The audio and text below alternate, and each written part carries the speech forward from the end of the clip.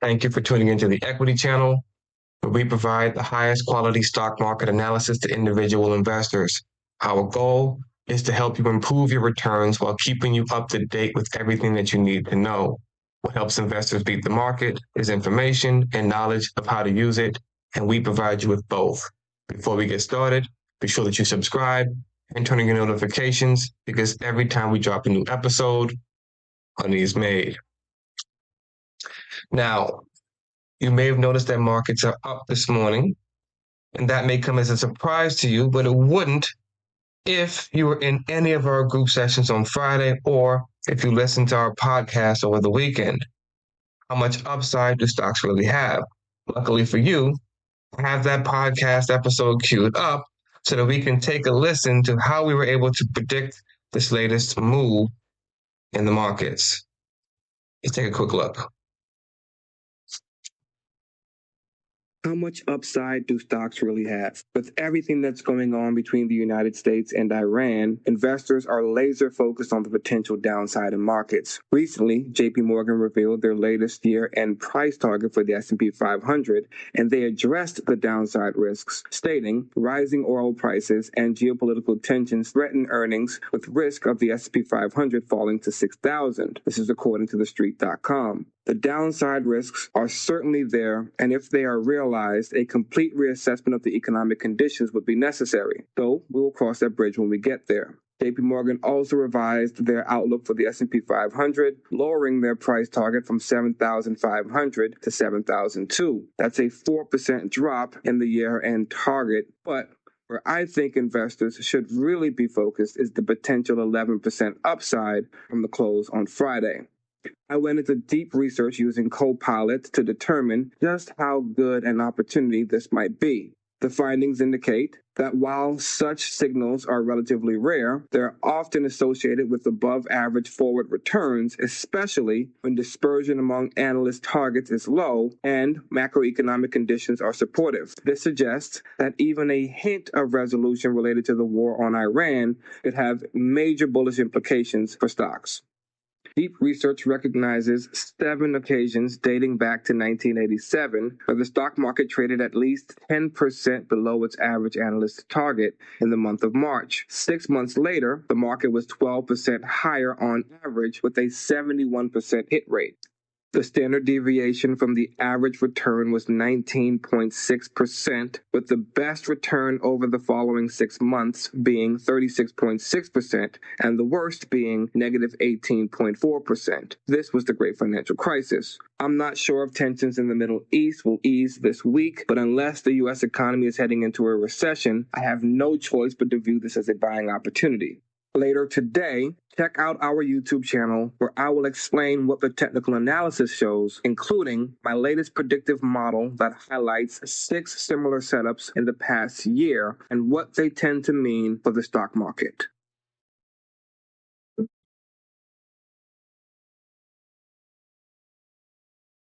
All right.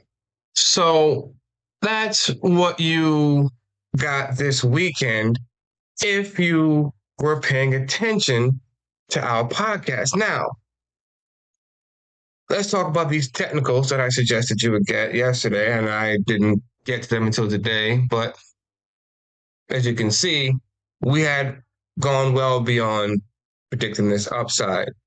Now, the first thing you're going to notice is that we're back above this 20% level here. All right, we're back above the 20% retracement, and that's our first sign of strength outside of a close above where we close at on Friday or any type of lower time frame market structure shift that you may be able to see on those lower time frame charts. Now, from there, our next key level is going to be this 38.2% retracement, which aligns with our 9-day average pivot point. And this is our first sign that a reversal has just occurred. The close above this level can prove a lot this week, especially since just above this point is our weekly first resistance. And you can see we've already tested some levels above this 38.2 here this morning. We'll see if we can actually make the push to either close out the day or to close out the week. Let's move off of the charts for a second because I want to take you to the pro pivot indicator where I'll actually show you how our models were able to predict this move. Because the S&P 500 is already above the weekly pivot this morning, we're going to look at the SPY ETF, which tracks the index point for point.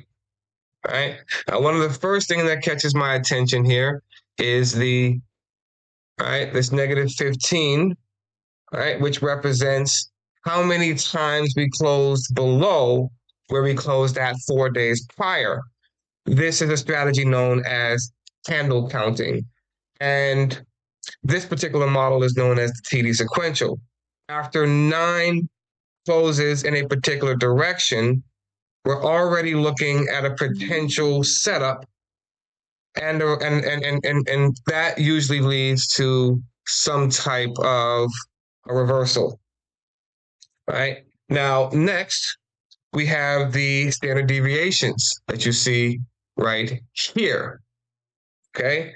Now, these standard deviations are similar to what you would look at for Bollinger Bands, right?